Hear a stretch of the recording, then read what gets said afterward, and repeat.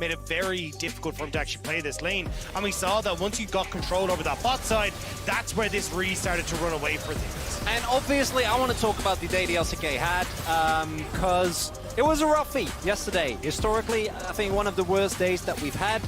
Brought back the specter of 2018, which was a dark year for any LCK fan, no matter who you were supporting. But today, we saw, I think, a lot more of what was expected coming in. Personally, I'm very happy, unsurprisingly, to see my teams do well.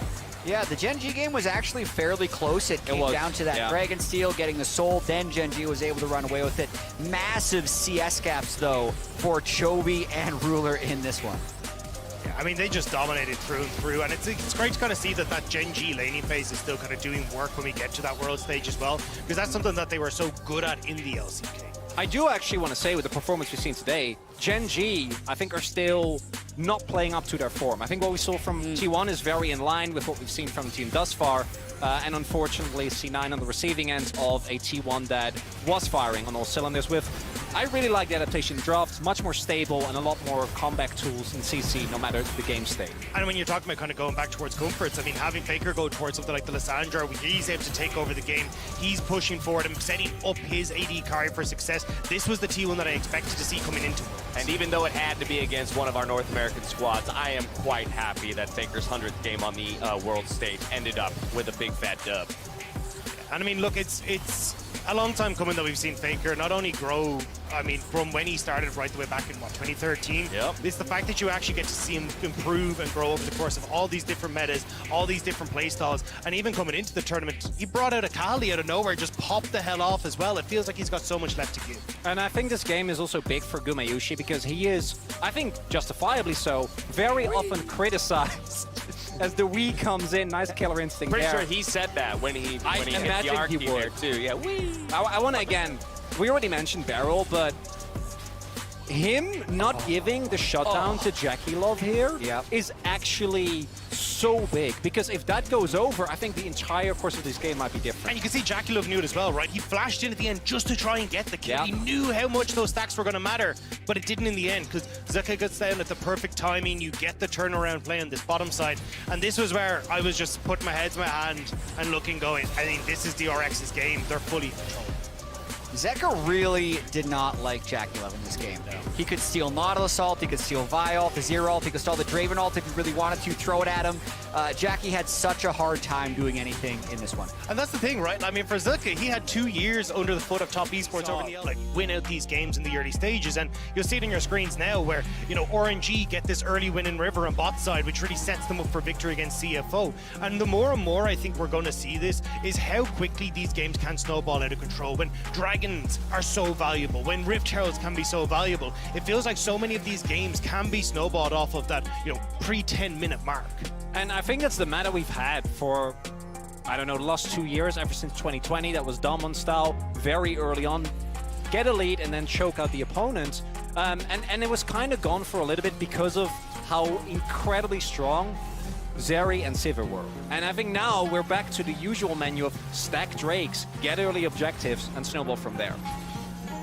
And I've just been so impressed with the way that teams have been able to set up for these early skirmishes. Like, when you look at how well teams have been able to go, hey, we've got push bot, we've got push in mid, let's see if we can start grouping around mid lane, how we can work with our junglers, how we can try and set up plays. And even here, right, EDG talking about how even from the level 1, they had an idea what was going to happen. But sometimes these skirmishes can backfire, especially when teams are prepared. And that's what I think DRX did incredibly well. And I think that's an adaptation a lot of teams are going to have to make coming into these next few days of groups, is being ready for these more aggressive, more skirmishing-oriented teams and having responses that can join in and turn them back around. Yeah, Dash, I actually have a flaming hot take. Do you want it now, or do we need time to burn the graph? I think I'm gonna...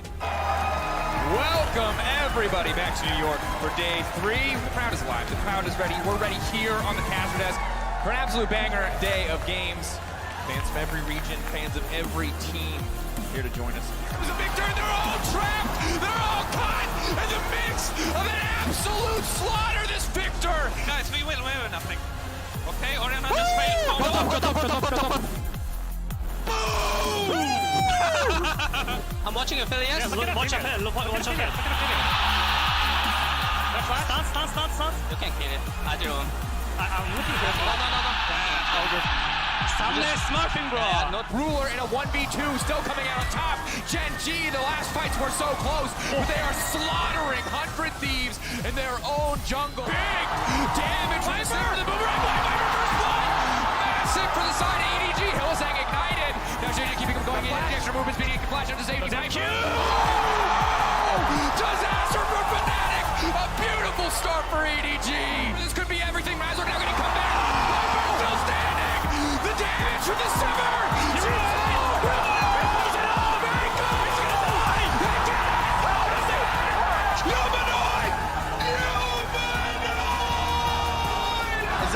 How does this feel? Is this It feels amazing, Is this man. hopium? You've got to love the LCS faithful here. We've been having a rough start, but surely no one beats the LCS 7 times in a row. The Winions! The Winions take down Cloud9!